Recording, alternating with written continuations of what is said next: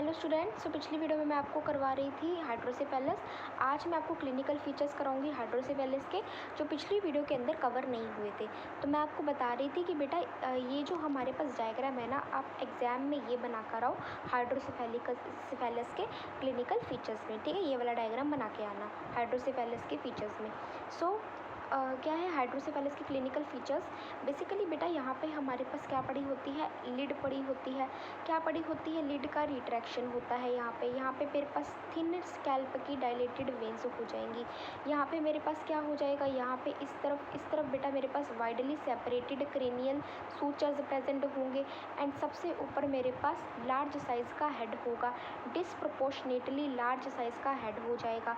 ठीक है, और यहाँ पे मेरे पास क्या आएगा, सन सेटिंग अपीयरेंस आ जाएगी, यानी कि सेटिंग सन की अपीयरेंस आ जाएगी आइज़ की।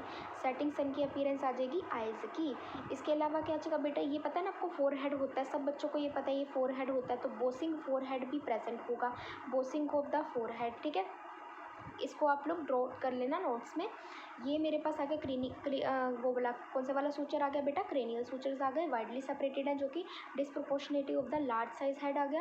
यहाँ पे लिड आ गया है, यहाँ पे हमारे पास आ गया है थिन डायलेटेड स्कैल्प की वेन्स आ गई हैं, यहाँ पे सेटिंग सन अपीयरेंस आ गया है, यहाँ पे हमारे पास क्या आ गया है बेटा, ये वाला बॉसिंग ऑफ द फोरहेड आ गया है। आई होप ये आपको क्लियर हो गया होगा। ये लिड का रिट्रैक्शन है बेटा, लिड का रिट्रैक्शन होगा, यहाँ पे लिड नहीं होगी, सिर्फ लिड का रिट्रैक्शन होगा। तो वही चीज़ यहाँ पे लिखी हुई है इन क्लिनिकल फीचर्स में, जो मैंने आपको डायग्राम में बताया वही सेम छाप के आ जाए। देखो जिस बच्चे ने डायग्राम अच्छे से किया होगा ना, वो क्या करेगा, ये डायग्राम का लिखा हुआ ना, डायग्राम के कंटेंट इधर जाके लिखाएगा। एनाटॉमी बेसिकली यही है कि आप जो डायग्राम में समझ रहे हो वही आप जाके थ्योरी में लिखाओ। वरना बच्चे क्या करते हैं, डायग्राम्स बाद में कर लेते हैं, पहले ना थ्योरी रटते हैं बैठ के कि चलो एंड मूवमेंट आएगा तब डायग्राम्स करेंगे। काफ़ी बच्चे ऐसा करते हैं, but still will do this now. अगर अब भी पहले ऐसा कर दिया कोई बात नहीं, अब ध्यान रखना। ठीक है, डिसप्रोपोर्शनेटली लार्ज साइज़ का हेड आ जाएगा, बोसिंग ऑफ फोरहेड आ जाएगा, वाइडली सेपरेटेड क्रेनियल सूचर्स आ जाएंगे, एंड लार्ज एंटीरियर फोंटेनली। ये मैं आपको दिखाया नहीं, ये दिखाती हूँ मैं आपको। एंड लार्ज एंटीरियर फोंटेनली, ये देख रहे हो बेटा, ये बीच वाला, ये देखो, ये तो मेरे पास क्रेनियल का सूचर आ गया, लेकिन ये बीच वाला आ गया एनलार्ज्ड एंटीरियर फोंटेनली आ गया है। ठीक है, तो वही लिखा हुआ है। इसके अलावा thin scalp dilated scalp veins के साथ। ठीक है, आई हमारे पास डाउनवर्ड लुक कर रही है, giving typical setting sun appearance. जैसे सनसेट करता है ना, आपको सनसेट पता होगा, सूरज डूबता है।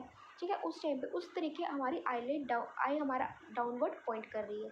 इसके अलावा क्रैक्ड पोट का साउंड आएगा, जैसे मान लो कोई मटका टूटा हो, पोट टूटा हो, वैसा साउंड आएगा। ठीक है बेटा, तो क्रैक्ड पोट का साउंड आएगा। और क्या आ सकता है बेटा, जो स्कल है ना, स्कल का वो होता है, क्या बोलते हैं उसको, परकशन, स्कल का परकशन। ठीक है, एंड फिर क्या गया, क्रेनियल नर्व की पैरालिसिस। ये दोनों चीज़ें मैंने दिखाई, वैसे इस डायग्राम में नहीं छोड़ दी, बट ये दो एक्स्ट्रा लिख के आना। ठीक है, देखो दो चीज़ें तो हम भी एक्स्ट्रा लिख सकते हैं, है ना, क्यों नहीं लिख सकते, हम सब में इतना तो दम है यार।